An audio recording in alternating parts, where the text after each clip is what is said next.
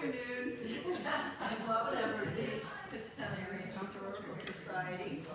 Today we have a lovely presentation prepared for you by Cyndi Hershey, who will be giving us some information on then and now, from patchwork to precuts, regarding our quilting environment. And I'm looking forward to it because I have several relatives who have helped over the years to create those patchwork. I am not a sewer, so I hand this over to you. How can I get to be one of them? Oh, we'll see how this works. We ask that you silence your cell phones, and we look forward to a wonderful presentation. Thank you very much. Thank you. Okay. This is very informal, so questions are welcomed and appreciated, actually. So my background, just so you know a little bit, is it feels like I've always been in fabric, right? My mom was a home ec teacher. My grandmother was a home ec teacher before they actually called them home ec teachers. So I was immersed in the whole concept of sewing and cooking and whatever that all entailed. That's all I knew. So quilting certainly came right along with it. But the way that we view many of these quilts now and the way they evolved over the years was very different from the kind of quilts that I had. The only quilts I knew growing up were any fabric that was used to make our clothes, whether my mom sewed for us or I sewed, my own. She had a 5-inch square of cardboard. And every single fabric, if she could squeak out a 5-inch square or more out of that fabric, it was traced and cut with scissors and then sewn together, and it was tied. It was not quilted, but that's all I knew. So if you remember back in, well, just going back in time, that clothing fabrics were very different from the cottons that we tend to use now for most quilts. So, I had my, do you remember, there was a fabric called whipped cream? Do you remember that? It was very silky polyester. It was, that kind of stuff. The word could be flannel, but it was anything that was a 5-inch square. It was cut out and tied together, and that's all I ever knew. The fact that over time I became interested in this is due to, in 1976, excuse me, I have a cough drop because I have such terrible allergy issues. In 76, their Good Housekeeping magazine ran a contest called the Great American Quilt Contest. And they asked for submissions from every state, quilts from someone in every state, and then they would pick the best of each state, and they did a special issue and a special thing and whatever. I saw that magazine and I was absolutely fascinated because I thought that looked nothing like my 5-inch square quilts. So that really kicked off an interest, and I read and I studied, and in the 70s back then there was really not many places to go to learn anything. If I found books or old newspaper articles, remember all the columns about you could make quilts and here's a pattern of the week or the month or whatever it was, I found all those kinds of things. But I was very much self-taught, and it wasn't pretty. Not pretty.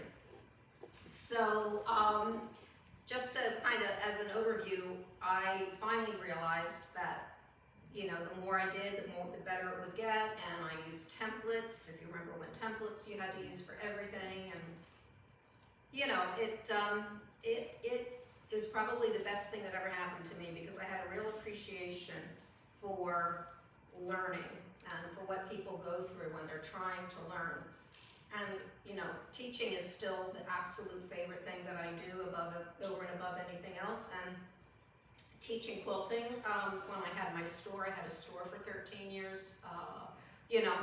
I always felt my background and what I went through and the mistakes I made, there was nothing that any student that I had could do that was any worse than that. So Anyway, that's a brief background. I have been involved from a professional professional level, when I sold my store, I've been involved in the fabric industry, and then I still freelance to do design and marketing within the fabric industry, and I design quilts and projects for marketing.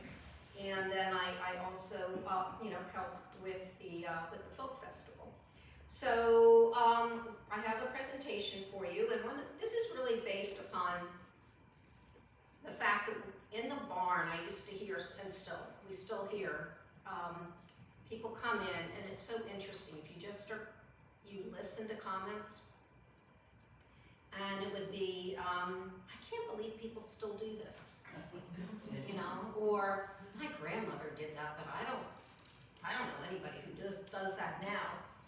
And quite frankly, we are in a total revitalization of the quilting concept and the love of quilting and so forth, which began, believe it or not, with the show Project Runway. Do you remember Project Runway or know of it?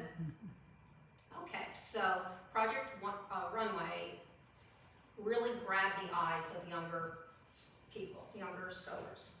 And even though it was apparel, it was opening up a whole new way of thinking. These kids at this point now don't have home ec. They may not even have a mom or grandma who sewed. So that show single-handedly really promoted the idea of creativity and fabric and sewing. And I'm not familiar with that. Was it a series or? It was on Bravo, I believe, and it was on for many, many years. Okay. And you All would about watch sewing? these people compete with their apparel designs, and Okay. Heidi Klum was a judge, and who's the guy that did white hair? I loved him. It's right out of my head. Anyway, but you would watch the process, because you could see them from the time that they would think about their ideas and get their fabric and do their thing. But it really was, it was the best thing that ever happened to the sewing industry at that point in time. And so, as with many quilters, sewing began with apparel. It did for me. That's what I sewed for years, was apparel. And from there I kind of went into sewing curtains and things for my house. And so this I eased into, like I said, over time. But it's a route that I took that I think many other people took as well. And I see it all the time. So that is the root of this, the core of this presentation. And the term from patchwork to precuts has to do with the fact that we all know what patchwork is, right? Cutting up the little pieces and sewing them back together again, which many people say, why do you do that? And precuts is when you go to a fabric store and you may find strips into rolls, or you may find precut squares, or you may find one size of fabric is called a fat quarter, and they're folded in all these little bundles, and they're very, very pretty. And so this is where we're at. So let's start with that. Can you see okay with the lights up like this? Okay. Okay, so these are some really, really old, lovely quilts, pieced beautifully by hand at this point. And they're just exquisite, but they are classic design. The one on the left is really unusual for this setting, but they cut up all their fabrics, you can tell, into little rectangles, not squares, but rectangles, which I thought for that point in time, people, when you would find a quilt like this that had something beyond squares, it was always interesting to me that they would think, okay, well, if I was going to cut a square, why don't I just cut a rectangle and like really get wild, And now, these are present day quilts, not too old actually, but they're built on the same concept, right? It's the same thing, little tiny pieces, right? Little squares.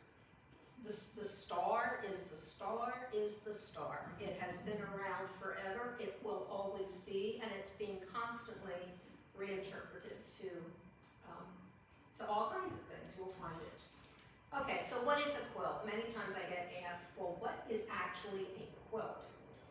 And it is a sandwich. So that means your top It means your middle, your fluffy middle of some sort, and a backing. And so that might be, in the middle, you might have cotton. In this day and age, you might have like a fluffy polyester, which is the easiest usually for people to hand quilt through if they're hand quilters. It may be a cotton, which is a little more dense, but it is a natural fiber, so it will be more breathable. It might be wool. There's some beautiful wool battings out that are fluffy like clouds. Could be silk. Or you may actually make a quilt that's called a summer quilt. And a summer quilt is really when there is no batting and it's only a front and a back put together and either stitched or tied, but it was an intentional quilt made for warmer weather. So here's an example of, this is a whole cloth quilt. Many of you are probably familiar. And then you can see the dimension. Remember with quilting, the quilting itself is the design, right? Either it adds a decorative element, but it also is meant to hold the layers together. If there's not enough quilting, it can look not so great, right? Because it's really puffy and loose and it doesn't always look that great. Or it can have very dense in some areas and not. So the fact that this is a whole cloth and you see the flowers so distinctly, that's a prime example. This is really showing you how what quilting does is depress the areas and compact the areas where it's being stitched. And the areas that aren't stitched come up in relief. So you use that idea of flat and full to your advantage when you're trying to create an accent or an element of interest. Okay, so American quilts. Are they? I'm not sure. All through history, you can go way back into medieval ages and so forth. There have always been layered fabrics of some sort.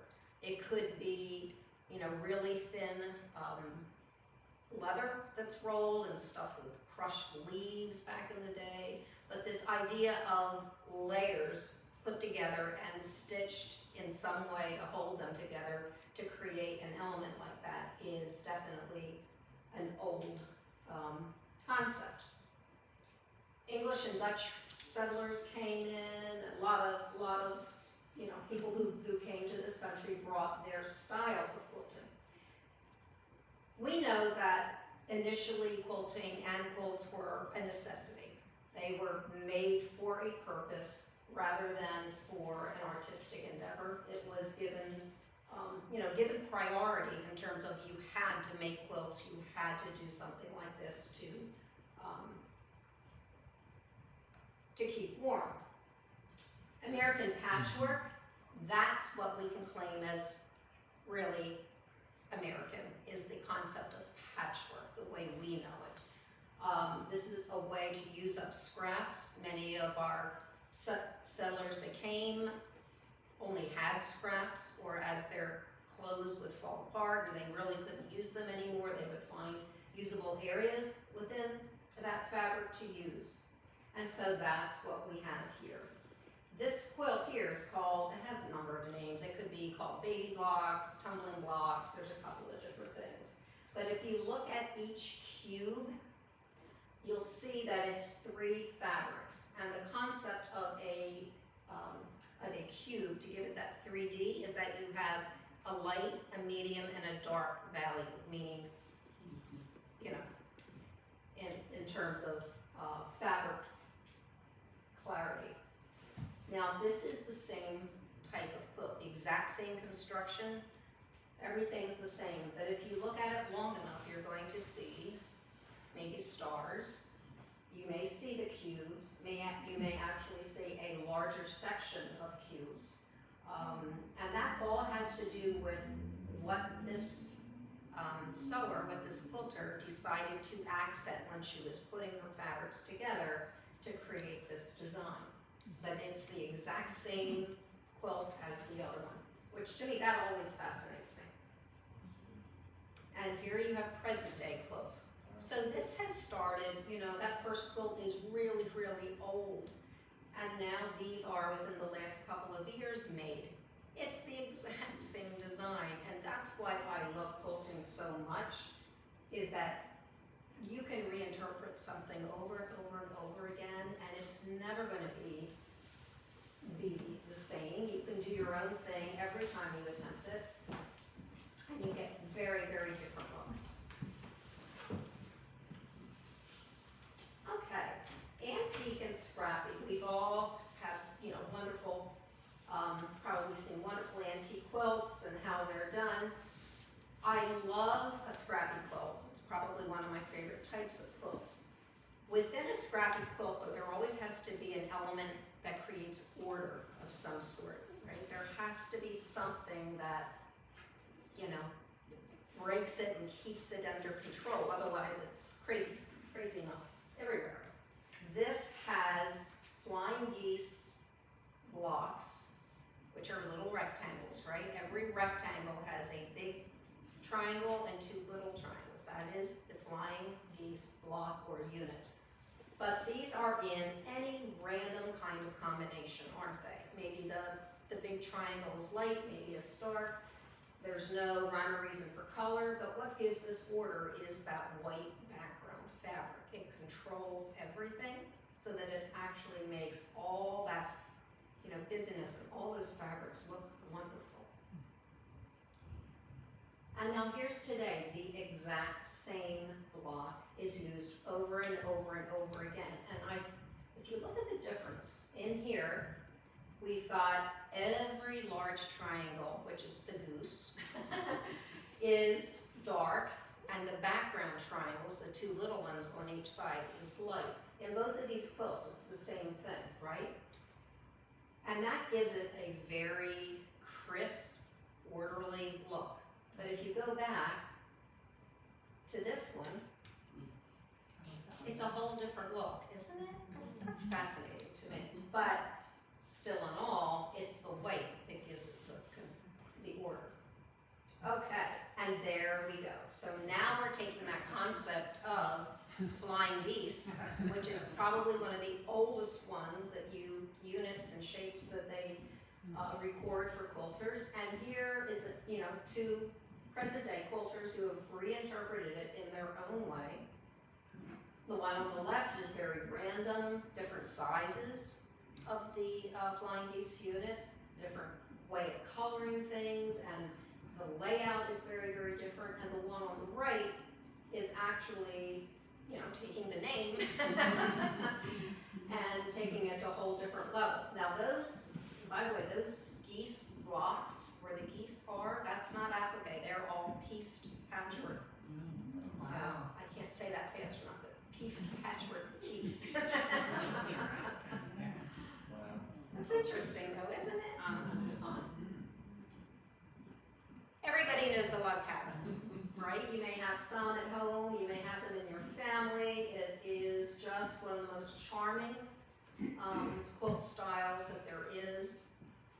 If you're not familiar with the story of the log cabin, it's, and again, is it legend, but so it goes that a little red square is the center, right? That is the center of the home. It represents the fireplace and the, just the kitchen, everything is there. And then everything else is built around the center of the home. And that's what you'll see here. When people make these, that center square can be any size. It might be teeny tiny, it may be larger, it may be a true red, it may not be red now. But in both of these quilts, that center square is some form of red. The one on the right, you can see some of the reds are faded a little bit. Some of them are a little brighter, but it's just beautiful. If you look at these quilts, all of the fabrics used, really, except the little square maybe in the middle, they're very busy prints, aren't they? Most of us wouldn't necessarily think to grab, if you're buying fabric for a new quilt or looking to make a newer quilt, you may not be grabbing all of those kinds of busy fabrics because, right, they wouldn't look great together. However, the magic of a log cabin quilt is that it's not based on fabric per se, the print of the fabric, I should say. It's based upon light and dark. And combining all these busy dark fabrics for one side and collecting and creating all, you know, the light side from the same thing, just all this stuff, it's the overall effect that you're seeing. It has nothing to do with one particular fabric, necessarily a particular color, and that's really what gives it so much charm to me. And here we go. I think you'll recognize some of these. Especially the one on the right, like I can't forget that one. I know. So, Craig has a friend who, I guess it was his mom's collection, and Craig had the pleasure of actually going through these quilts, and you can jump in here, I'm talking for you at this point. But these were two of the older quilts that were in there. And you look at the one on the right, and somebody might say, well, they might have done that now. Like that's new. And it wasn't. This is 1800s. Wow. And same thing for the one on the left. Now you'll see on the left it has some staining. And, you know, staining like that may come from water damage, it may come from, you know, fire, smoke damage, it may come from all kinds of things. It may have been stored with something that wasn't, you know, that great. But these are both pretty much the same era, and look how different they are. It's just fascinating to me. I will tell you, in the 1800s, or in the times that these were made, to find a quilt that only used two fabrics like this, with the little centers, of course, but that means that person had to have a lot of those particular fabrics. That was not that common, that they would have access to that much of any one particular fabric. So maybe the person who made this was able to collect fabric either from a textile mill or a clothing mill, or I don't know. But that's not typically what would have happened. And here, the same thing. We've got this wonderful traditional pattern that, you know, will never go out of style. But here are two ways that you can add to it, augment the design, find a way to tweak it a little bit to create yet another design. So the quilt on the right with the star, with the center and the outer star, sometimes they call that design Dutch star, not just because of the log cabin, but I mean just in overall, you could create that look with a lot of things. But it's that, and then the one on the left is sometimes called a Colorado log cabin, but you will always find multiple names. That's the other thing about pattern quilts, right? There's so many names for the same thing. And here's today. This is log cabin. The log cabin on the left, the reason that you get curves is because when you have a square, if these strips or rectangles on one side, let's say, are 1 inch, and the strips on the other side are a 1/2 inch, the difference in it makes it look, visually it gives you that curve. It's still a square block when you're done, but the sizes of the rectangles on each side are different. And that's fascinating too to me. And then you have a very contemporary, both in color and layout, a log cabin. And that's tweaked a little bit. You can see how she's played with the rectangles there to make a little bit different design. Do you mind if we take a picture? of Oh, your please. pictures? Just Can go you back get a one, that picture? curvy one, I want to take a Oh, picture. yeah. I don't know what the lights up, if you can. Yeah, that's cool, that's enough. Thank you. You're welcome. Okay, so we had a quilt, raffle quilt 2 years ago. Was this lovely quilt, a streak of lightning, and it was created with log cabins and the chains. And it was very, very different for our raffle quilt. Some people liked it, some people did not. It was a little too, it looked very contemporary maybe, but it wasn't contemporary. This is one of the oldest designs that there can be. which is a log cabin. And you can set those blocks in any number of ways to create any effect that you would like. And so that's what this was. And if you stare at it, you can see where the log cabin blocks are and how they're connected to each other. Now, do you find, like, sometimes I struggle with copyrights? Because, In what way? well, because somebody may make that and then they wanna make a pattern for it, and I'm thinking, but it all comes from, like you say, Yeah. an old pattern. Yeah. You know, so you look at some, and I respect it if it's a really arty or different thing, but Yeah. sometimes you look at that finished piece and you say, well, it's a 9-patch with Right. snowball corners, you know, or something to make it look round. You are so right. How can that person say that's just mine? You may not replicate it. Okay, When so it's been around for how many years? forever, you are absolutely right. The design, they cannot, what they're copywriting is not the design, the fact that it's a 9-patch or a log cabin or whatever it is. What they're copywriting is their coloration and specific and the way they wrote their instructions. Instructions in the pattern. Right. So, Right. Do you know, that's really what they're copywriting. You can't copyright a 9-patch. yeah. It's how that person Oversimplified, combines, but, right? well, Yeah, and that's a really good question, and people used to ask, you know, when we had our store, they would ask a lot, like I'd get a new book and they said, well, this is just this or this or this. I said, yeah, you're right. Can you do it? Yeah. Mhm. But to do it exactly the way she did and not give her credit Right, is an issue. Or to copy and then say you're selling. and then say, Yeah. yeah. And actually, for most quilts or ideas that you see like that, you can sell for yourself. Right, But when they say don't sell, they don't want you selling multiples, Mhm. you know, at a larger venue or a store or, yeah, that's really what they're referring to. That's a great so question. creative, you know, you can call it. No, you're right. And it is. You're absolutely. Oops. Okay, 1-patch quilts. That's what I grew up with, was 1-patch quilts. It was a square, 5 inches.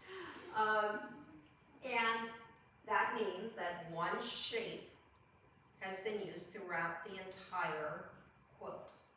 So little tiny squares in this quilt. This was made in the late 1800s, and if you look at it, and I think we measured them, they were 1 inch finished, Yeah.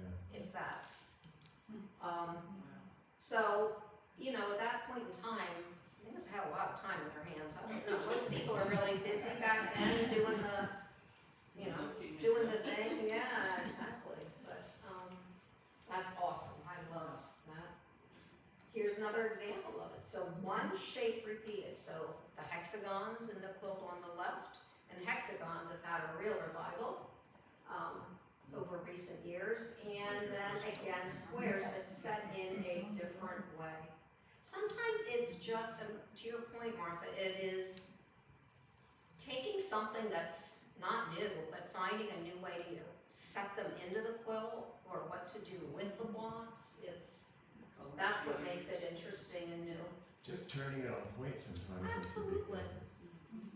Absolutely, and you know, there's Trip Around the World quilts, right? And there are Boston Commons quilts, and the difference is Trip Around the World builds in one direction, and Boston Common, you kind of have this rectangle that goes on and on and on, but it's still squares being sewn together in rows, but it's the effect that it has when everything's finished. Here's some more modern day quilts that are based on the same concept. So apple core, obviously why it's called that, but that same shape over and over and over and over and over again. So great way to use up scraps. The one on the right is an elongated triangle. So that in itself, excuse me, gives something a little fresher look, right?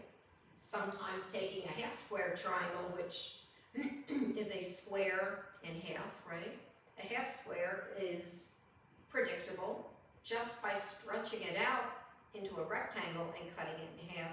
It gives it a whole different look, and it also will give your quilt a whole different final effect when you sew them together. The diamonds that you see are really quite striking. In a way. Yeah. In a way. Okay, now there's a whole era, and you still, more and more I guess now even, but telling a story was a big part of quilt making for a long time, since the beginning of time. This is a quilt made by Harriet Powers, if you're familiar with the name. 1837, she was born into slavery and was in Africa, and she brought her history with her, right? She wanted to tell the story in some way with the limited, you know, well, she was so limited. She didn't have paper, she couldn't be writing a book, she wasn't doing any of that, but she was using scraps, and she was using feed bags and things, anything that she could work with. But she was determined to tell a story of her life and of what was going on with coming from Africa to here and then subsequently. So if you look at each one of those, they're very rudimentary applique. The stitching was wonderful, quite frankly. And she would stitch by getting, pulling apart threads from other fabrics or from clothing that she could put through a needle and be able to use that. She didn't have a spool of thread. So Hey Cyndi, do you know where this quilt lives? well, no, I don't know where it is now. This was up in, I saw it up in the, it was actually when they did that exhibit up in MoMA, the story quilts. Yeah. That's the Museum of Modern Art up in New York. I don't know where it lives now. You could research it, I'm sure. Okay, this takes us into the Underground Railroad story. And I know there is always hot debate on this, you know, well, that wasn't true, that didn't happen. Oh, yes, it did happen. Oh, I know it happened. Well, it's, who knows, regardless. There is a lot of documentation, and it is a big part of quilt history, whether you believe the story, you don't believe the story, or what went into it. There is a lot about this story that has to do with giving us many of our quilting ideas and blocks and so forth. So the whole concept of this is that the Underground Railroad was developed as a way, it wasn't a railroad, but it was the idea of helping slaves escape slavery to come up and out through from the south into the north, and eventually a lot of them into Canada to escape. So these are many of the blocks, the most common blocks that were used to send signals. And that means that a quilt made with one of these blocks, or just a block, may have been posted on the side of a barn, hung from a tree, something. And it would tell people, it was giving them messages that could not be spoken, it could not be written. And each one of these has a story. So I don't know if you can see the text or not, but number one is your monkey wrench. We all know what a monkey wrench block is. If you are a quilter at all, you know that shape. And that meant to gather your belongings together. If you saw that, it meant it's time to go. Number two is the log cabin. That means if that was posted somewhere, that was a safe person that they could speak to and get help from. Number three is a bear's paw. Means follow the bear tracks, go over the Appalachian Mountains. Number four is a shoe fly. Again, is a friendly guide, somebody they could be safe with. Number five, again, here's our flying geese, but the way it would hang told them direction to go in as they traveled. Number six, the drunkard's path meant intentionally to go in a ziggy-zag, convoluted way to avoid any trackers or people that were following them. Bow ties to dress in disguise. Many times women would dress as men, and they would, disguise their children and so forth, but that was the warning. You need to do something to hide who you are. Follow the North Star for number 8, and then crossroads. This is in this particular image. This meant those particular people would be heading out to Ohio and get away, going to the west. All right, so you take that and look at today. So you have the monkey wrench again, used in both of these quilts. The one on the right is very new. And then here's more stories. These are our history, right? The quilt on the left is a Dutch quilt. Again, it's somebody who wanted to talk about what is going on in my town. What is my home? What do I want to leave for my relatives or my children or anybody to say, this is what my life was all about. And that was that quilt. And then the quilt on the right is actually a kindergarten class, and they were asked to draw pictures on fabric, and then the teacher would be putting that all together. And that's a very common activity in schools. Here is very much a story quilt. And the Princess Diana quilts, after she passed, were quite the thing. And this one was definitely one to remember. Okay, this is my quilt I'm going to share with you. My son, when he would visit my mom, she would always give him blank paper, and it's time for you to sit down and draw for a while. And so everything that he drew, she kept. And she eventually traced them off onto white fabric. And my mom loved to embroider, so every one of these is embroidered.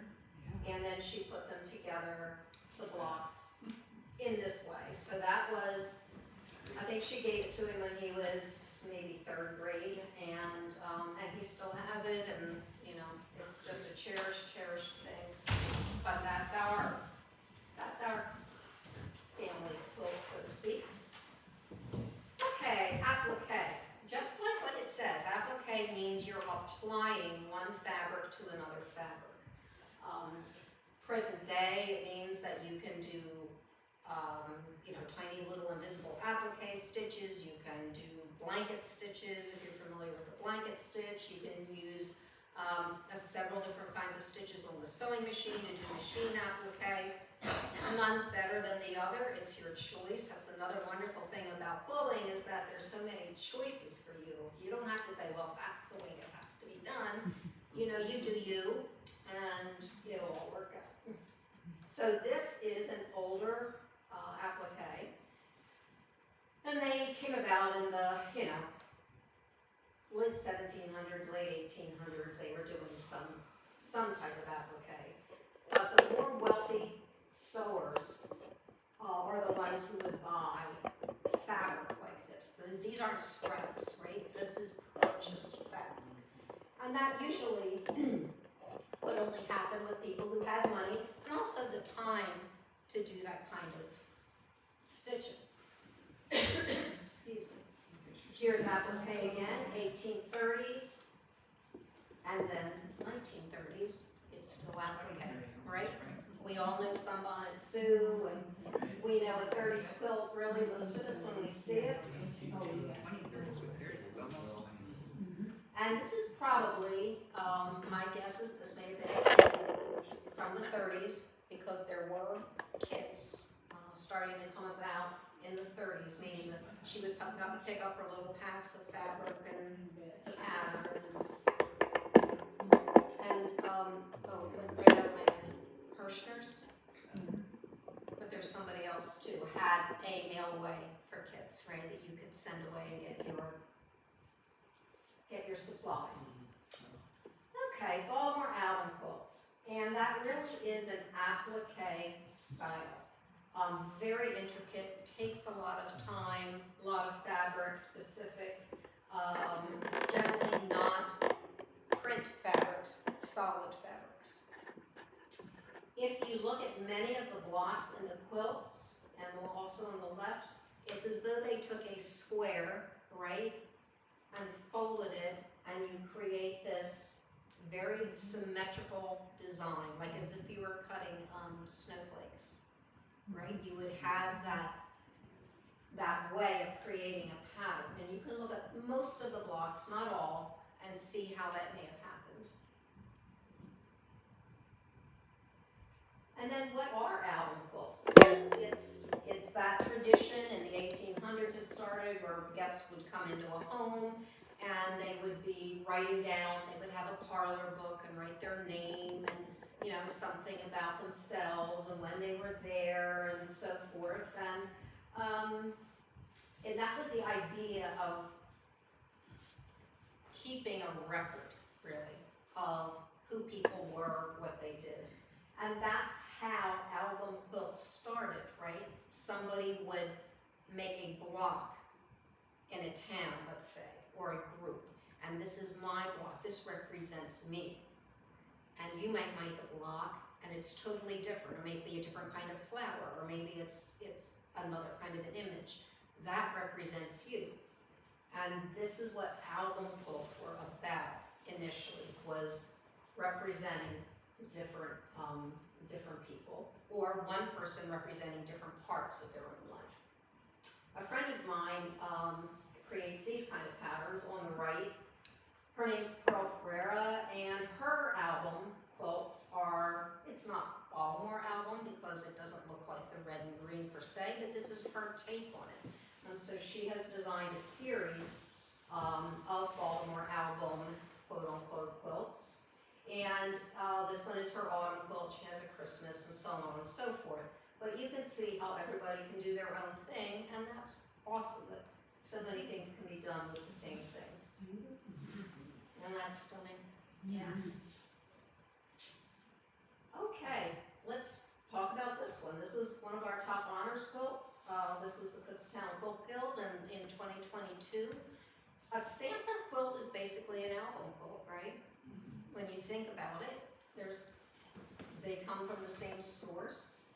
And this is just a lovely, lovely example of that. Now was this embroidered or applique? The one on the right? They're all applique. Applique. Yep. Even the stems are, they're like the 1/8" stems that you keep the seam on the back side. And, Right. I want to talk a little bit about the Dresden plate because it came about late 20s, 30s in style, but it's one of those quilts that is pieced first. The block is pieced first, and then it's appliqued onto a background. So all of the little blades, individual ones, are sewn together into the circle. And then the circle is placed onto a piece of background fabric. Sometimes that circle gets covered over with yet another fabric in some quilts. Sometimes it's left open like it is on these, but they always are charming to me. Really just so charming. And you can have, even within this, this is typical Dresden plate with the round edge, but you can have the ones with the points, you know, to make a different look. It's just what you prefer. Here's a 21. And there you go. So this is nothing new, but it's their interpretation. And to your point again, right? It's their interpretation, so. Oops. Okay, folk art. Folk art has influenced everything that we do, right? Whatever type of art you're interested in, or anything. I mean, it just does. And if you gravitate towards folk art, I do think it's unendingly charming, and so much you can do with it, and it's represented in so many ways.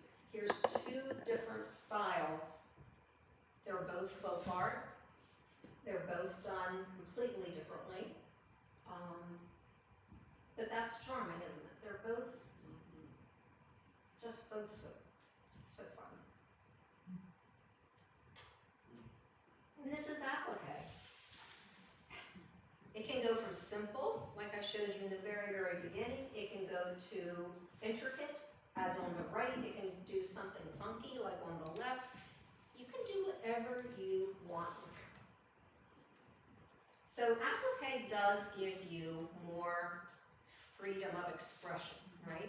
You're not locked into a grid if you were doing, like you might be if you were doing patchwork or blocks per se, or if you like to be more freeform and that's the way, you know, you think to begin with, this is your cup of tea then. You know, this is something you can do.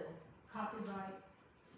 Just Perfect, do your because thing. Right. it's your own creative. That's right. Yeah. And that's would be copyright for that reason. Right, you know, and that's easy. But not the fact that it's a Dresden plate. No, but the Right. folk art and everything Yeah. is such personal. It is.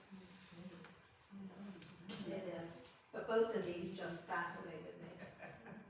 The one on the right, if you look around, even on the outside, you see the elephants and all the animals, and it's just awesome to me.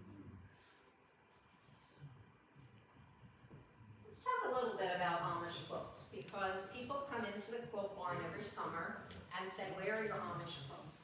I want to buy an Amish quilt. And what they're saying is, do you have anything that looks like this? The dark with the solid fabrics, and that's what they envision as being an Amish quilt. At least I think that's what they mean when they're asking us for that.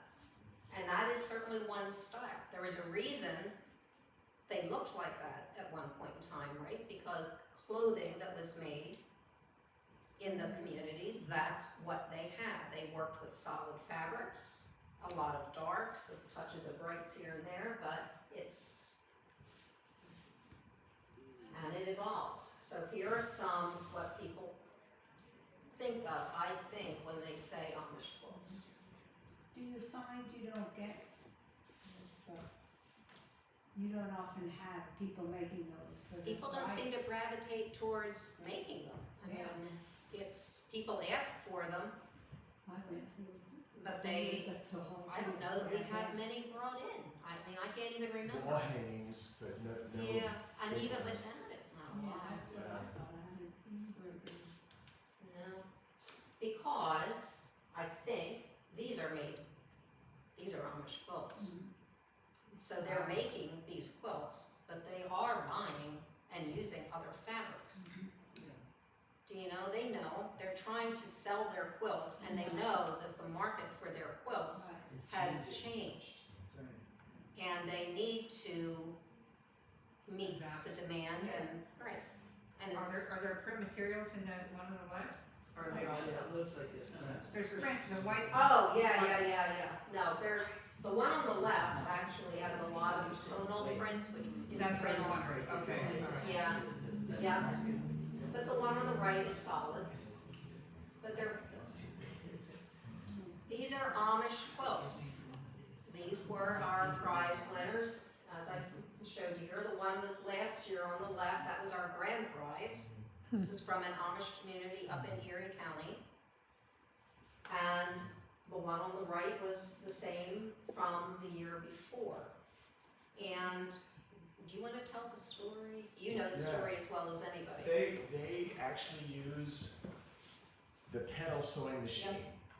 Just so they don't use any electricity, and it's hand quilted by coal oil lamps, so they are old order Amish. And the one on the right, we got a letter, the lady who made this, we got a letter from her husband. And he said that while she was making it, he suggested that she put more quilting into it than she was going to, that it'd probably get a prize if she did. And she said, oh, I don't have the time for that. He said, I'll tell you what, I'll do the cleaning, the housework, and the cooking, so you have, imagine. And she did, and he wrote this letter, and I read that up on stage, and the story helps to sell. Yeah, stories always sell. The one on the left, the medallion inside, that is not a panel. Those are all applique pieces in there. And those were all suggested by the woman who made it. Same woman, by her grandchildren. They told her what they wanted in there, what animals and things like that. And she designed that herself. And again, and I'm not sure if they use a rotary cutter or not, but it is perfect construction. And that had a lot of quilting in it too, so I think her husband was doing more cooking and cleaning. And that's just so counter for a community like that, for the men to step in and do that. And anyway, but these are Amish quilts. They look large too, what do you, like the one on the right? They're a queen, at least I queen. Yeah, they were a good size. Yeah. I'm thinking large, meaning equal, it's more work. Well, it's not so much that; it's also the frame to quilt it in, because it takes up space. Right. So I don't know how they have their frame. Like we know that some have pulleys from their ceiling. And they drop them down when they work on them. When they're done, they pull it back up and they hang from the ceiling. We used to have one of those at the senior center in Allentown, but then the interest dropped off. But you go into the room, I go to play mahjong, and along the ceiling would be the quilt, Oh yeah. Yeah, but not anymore. I've never seen one. I've heard about them. I've never Yeah. seen them. my mother-in-law just recently moved into the Landis homes out in Lancaster. And over Easter we were there in their quilt room. It did my heart well because I went in and there were like 4 quilts and frames and all kinds of stuff. It was pretty impressive. I thought, good for them, you know? Okay, so the same trip around the world quilt that we've seen a few times in other slides. Here it is. This is present day. You combine colors, clearer colors with white, always gives it a fresher, more up-to-date look, but it is a very, very old design. This is a close-up. This is one of our 2022 quilts. It won second prize. She designed the quilt. She did all of the hand quilting. It is a single needle quilt. So if you see that on any of the labels in the quilt barn, single needle means one person made the quilt from start to finish. No one else was involved. And that's not the only quilt she brought that year, too. She brought 3. Yeah. Her husband's a long haul trucker. She has a lot of time. That he says that's his contribution. Yeah. But machine quilting has come into play, and we started taking machine quilted quilts about, I want to say 6 years ago or so, I don't know.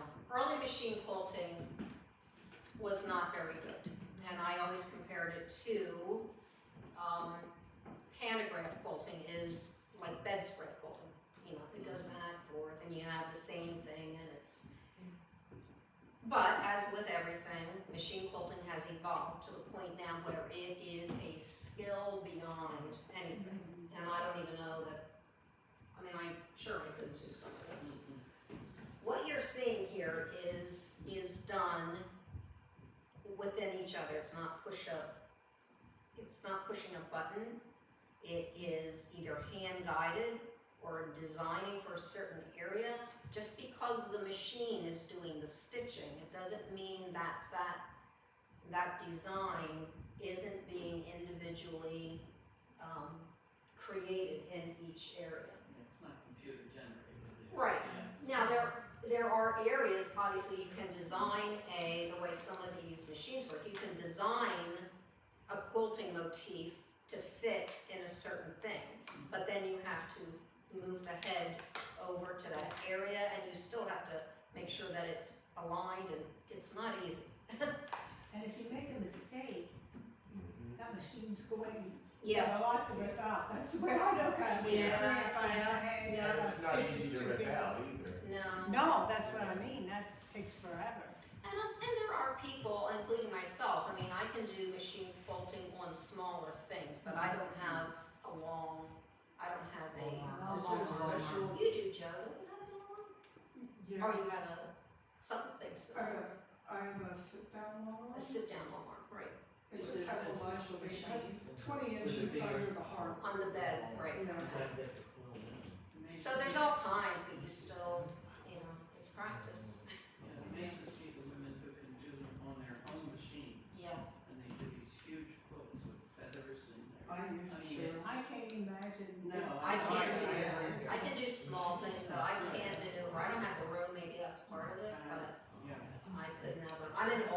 Anyway, this was the first prize quilt in 2022, rightfully so. It also had a dimensional center in those blocks, if you can see that up close. So they are 3D. The quilt was beyond stunning, truly.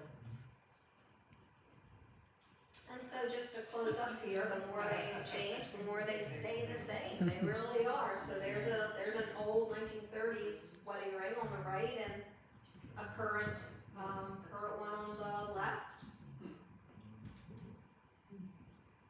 And that's the Sears dates.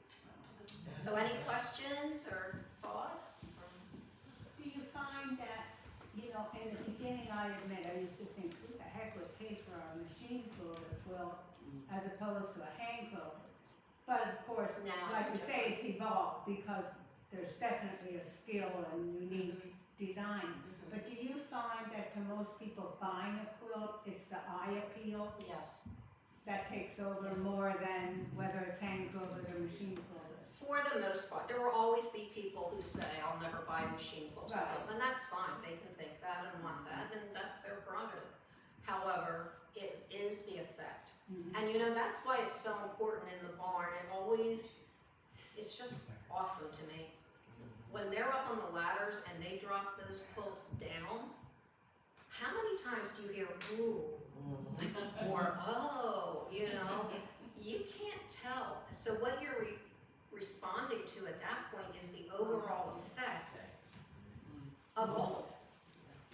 I mean, I love that. I The other love thing the fact. that we do in the quilt barn is educating people about how the machine quilting has evolved and showing them, you know, and they ask too, and show them the artistry in it. And, you know, and there are times when we compare to somebody who just has the, you know, JCPenney comforter quilting versus, you know, more artistic. Oh, yeah. So that's the other That's thing. better. I thought that was a quilt. I'm gonna try and find something here for it. Oh, here it is. Cheaper glasses. Always liked it down. While Cindy's looking, just to remind you, we do have some quilts on display here. There's next door, in the room next door, and upstairs too. So when you're finished, please wander around and look and see at some of the things we have here. Okay, how much time? Oh, do I have time? Can I run through this real quick? We close in an hour, that's all.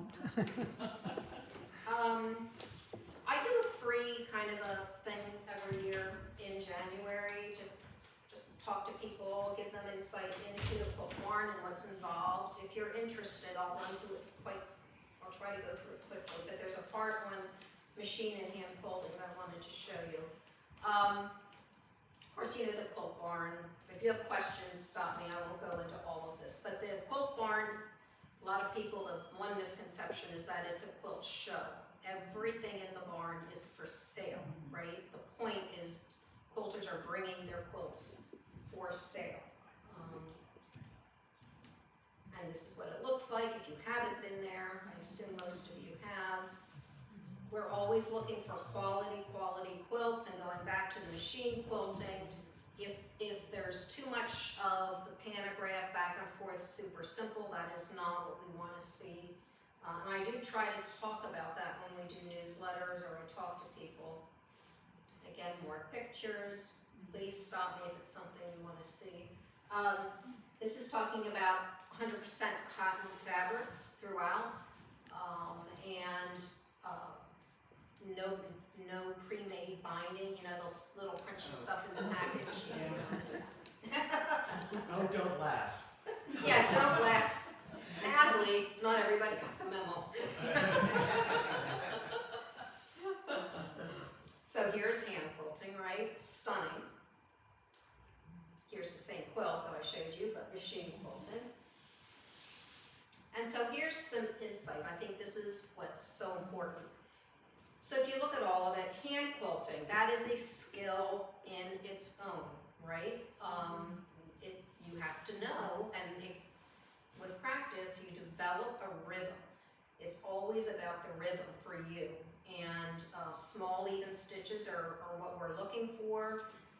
And anybody, that's the goal, small even stitches, burying the knots so that you don't see them. They would be in between the layers, tucked into the batting. Choosing a good thread color, sometimes it's just the neutral, whether the white or the cream to go with the background. The number one thing for me is fill the space well, meaning if you have a square block or an alternate square, and you put or let's talk about a lone star. So a lone star has 4 corner squares, right? And I see it in a lot. Somebody puts a wreath in the 4 corners, and all that does is make a big belly button, right? It's not filling into the corners of that square, which is what you need to do, because again, quilting depresses and compacts the layers. Anything around that comes up in relief and creates puff. Well, you're not trying to accentuate the 4 corners, I don't believe, so that should be smashed down too with some kind of quilting. The machine quilting, long arm or domestic, whatever floats your boat, and there's so many different kinds of quilting machines anymore. I mean, every time I turn around, there's something new.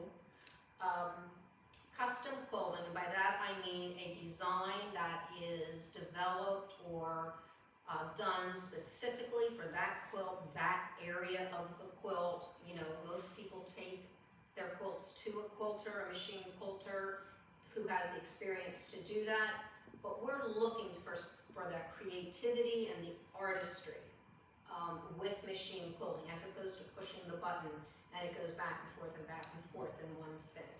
Some pantograph, I will say, in all fairness, as everything else has evolved, and so the back and forth many times now interlocks with the rows interlock with another row. I'm like, you can't really tell what it is, and that's okay. I mean, if it's a nice design and it really helps the quilt to look better, then we would consider that for sure. But again, the main thing is filling the spaces well, not just leaving something blank. 2 lovely, lovely, lovely quilts, some of my favorites. Has anybody, if you're interested in registering or participating, that's what this is about. I can go over it. If you're not, I won't. But we are currently taking registrations for quilts to be brought in this summer. Registration week this year is June 17th. So you just need to kind of give me a heads up. I'm bringing 1, I'm bringing 3, I'm bringing 3, but it might be 5, that's okay too. I just kind of need to know if you're going to be participating. And you can get registration information off of the festival website, or you can contact me directly. Does that quilt be done that year? No. So it could be something you made It previous. could be, but it shouldn't be old because quilts do look dated. Fabric looks dated, it's not the quilt itself, but fabric tends to look dated. So if you bring me in not me, you bring us a dusty rose and Williamsburg blue, that's gonna be a problem now, because nobody's really using those colors anymore currently. This was stunning. Absolutely stunning. Biblical trio. Craig says you did all the research. I right? killed myself over that. Yeah, this was. And the guy who bought that comes back every year and talks about how much he loved it. Yeah. The person who brought it in, the quilter, didn't make any notes about what each block represented. So Craig, after she brought it in during registration, researched every block. Wow. So that he could tell a story at auction. Stories sell quilts, whether it's at auction or just in the barn. But if there's a story, and this year I have asked everybody, when you bring a quilt in, if there's a story, bring it with you, or we'll write it down. The last patch, can you go back, Cyndi? The last patch identified is this second, on the right-hand side, second one from the bottom. that is a drunkard's path Right. patch. Well, I mean, like others were like Caesar's crown or crown of thorns or, you know, had some biblical name, and I just couldn't figure out what that was. And Anna Mae from the Wooden Bridge came. I said, Anna Mae, I said, it has a biblical name. I said, drunkard's path. She said, well, there was wine in the Bible. I said, well, then I found that for some reason this woman who worked for the blacksmith at the festival had a quilt encyclopedia with her, and she read it to me, and I found it was called Dove in the Window. And I thought, well, that's better than Drunkard's Path. But that one I just got like 2 days before the auction. It took me that long to try. Because each patch has a different name. I mean, depending on where you go, the Ohio is called this, and Pennsylvania is this. So I had to search through all that, and it was interesting. How much did that one go for then? It was over $2,000. I think it was 28, if I remember correctly. And what was the new name for the drunkard's path?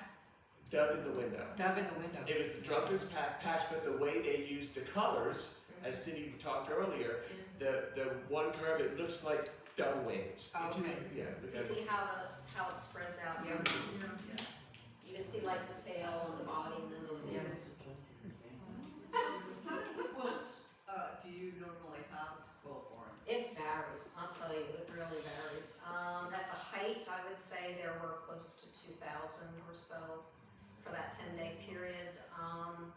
We've gone in between 12 to 16 over recent years. And where do you say most of that location is from people bringing those? Within a 50-mile radius. What mile radius? Within a 50-mile radius, but that's the majority, but it's not all, and we're getting more coming in from other areas too. I do a lot of presentations. I try to really go out into, quilt guilds and, New Jersey or Ohio, and I try to go so many places, and yeah.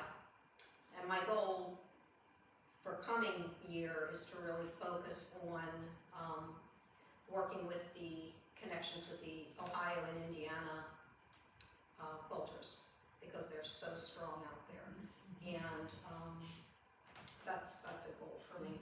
We have quilters who lived here, right, and who are now in Florida or in wherever, or one's in California, one's in Seattle. I mean, people do move away, but they will send quilts back. It's some of the To local participate. Mennonites, they marry and they move out. They move out. Yeah. And they, Yeah. That's kind of what I was Wisconsin. thinking, like, with those areas that you're talking about, Right, yeah, we've expanded. right. And some people work all year to create one quilt, to bring to us. Other people make quilts that are not as involved maybe, and they will bring several quilts. It just depends, it depends what their goals are. But it's not, because I just dealt with this yesterday, it's not where somebody, gee, I have some old quilts, can I bring them and sell them? No, it's not that. This is an artistic endeavor. People come here looking to buy things that are unique and created, for this purpose, and, yeah. So here's a good example. I always like to show this. So you can combine patterns, right? You can combine elements that you're very familiar with already. So the Princess Feather block. They're large, usually 20 to 24 inch blocks, 4 of them made the center. And then you have, a little bit of applique in the next round. Then you have Ohio Stars in the next round, or whatever it is. And, so if you look at what interesting things, you can design a quilt fairly easily. And it's just repeating quilts. And this, we also get that, right? Where's your Dutchie quilts? And this is kind of what they mean, this clear color, these combinations of elements. $13,000 at auction. That's the most amazing quilt I've ever seen in my life. Right. That was back in 2013. Was that a local quilter? Where does Maggie live? She's in Not too Maryland, far. wasn't she? Huh? Oh no, she was in Lebanon. Yeah, Yeah, Is that applique? I think, but. All yeah. applique. Yes. Yeah, okay. I'm sorry, I it's wish it were big, you could enlarge the picture of the quilt. I can't Maybe if do you it. get the lights, you can see it a little better. Yeah, No, that's okay, that's fine. it's all right, no. That does help. Don't you find some people just like to do the top, I think of Anna's. Oh, sure, and many She quilts didn't- are like that. Right, she didn't quilt, but then she sent it to somebody, and if it was one that she spent a lot of time on piecing and her favorite, she knew which quilter she was sending it to, who would do the best job, you know, Absolutely. so they're, within their network, they respect each other, but, okay, she knew, okay, this is really special, I really like these colors, this one's going to so-and-so's quilt. That's right, you are so right about that. So she brought this in 2013, and in 2012 she didn't bring us a quilt, and we thought something happened. And when she showed up, we're like, oh my God, where were you last year? She said, working on this one. And you can see. Yeah, Yeah. Took a while. For sure. and it was worth 2 years. It sure was. Oh my You God. should see her I at don't the know. auction. Does the quilter get a percent of the? Okay, so let's talk about that, whoops. With the lights back on, I should. No, let me, Alright. I didn't know what direction I was going in. So how it works is you set your price. Who asked the question? Okay, you set your price, so let's say you made a queen size quilt, let's say $800. The Alumni Foundation that runs the festival, so there is a handling fee that we add to that, and it's really not all that much. That's what pays for that building and the staff, and we have about 20 people on staff during that time. And when it sells, you get your $800. There, we don't take anything away from your price. Now, let's say your quilt is judged and goes into auction, and your $800 quilt sells at auction for $1,500. There's a $700 difference. That is split in half. You get an additional $350, and the festival foundation gets the other $350. But you always get your initial price. Sorry, except you were past one. We do give guidelines for pricing because, you know, you can ask $5,000, you can ask $10,000, you know, but we're not going to advise that you do that. And some people insist, no, I want it to be $3,000 to start. Well, you know what? By the time you add a handling fee on that, again, it's not a lot, but that will raise it. And then if it goes to auction, are they gonna bid over and above $3,000, you know? Those are just things to consider. We all know that our handwork and our quilts are worth a lot more. They are. That's how it is for any art, right? But we will give you guidelines and suggestions, and we'll see what happens. Out of curiosity, the quilt is sold for $13,000. How much do they want for it to begin with? Oh, good question. You know what? That was 10 years ago. I might be able to find that. Hold on. I do know that she said that she got, after it was all said and done and sold, that she got 37 cents an hour. Yeah.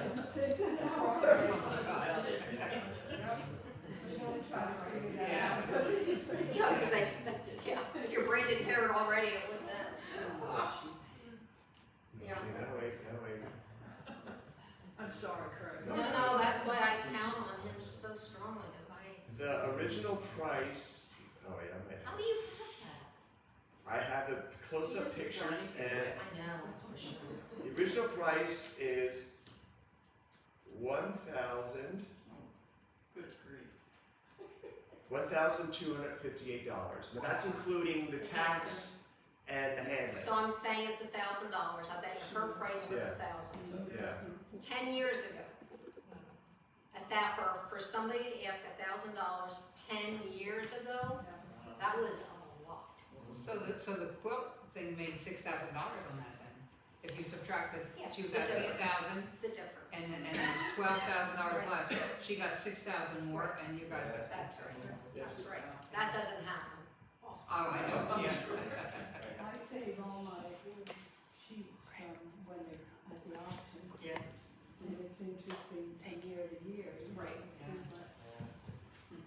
So, yeah, and it's, you know, it's, 24 quilts make it into the auction.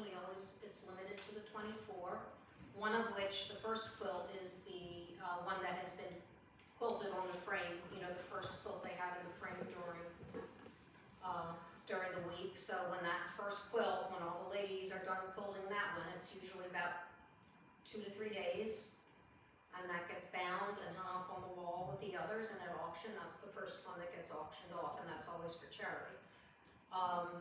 So, yeah, and then the other 23 are the ones that we do. Any thoughts? Or A neat tradition, it's a neat tradition. It really is.